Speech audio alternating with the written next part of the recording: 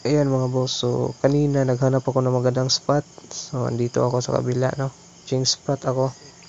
Kasi mahirap doon, malakas yung agos ng tubig, kaya dito ako tumawid.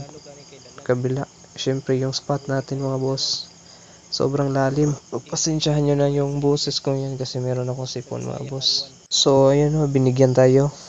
Oh, napaka ganda ng ating huli ngayon, no.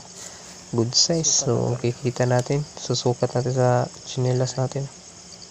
Ayan, okay mga boss, goods. So wala pa tayo mga ano ngayon, yung mga tropa natin, sila Boss Clubs tsaka si Boss Koy. No, at least kahit papaano matagal tayo nagantay, mga 1 oras, binigyan pa rin tayo mga boss. So ayan, no, kahit papaano nakahuli pa rin tayo. Pero may nagsabi kasi sa akin kanina, yung nakasalubong ko, na mas maganda daw mamingwit kapag malinaw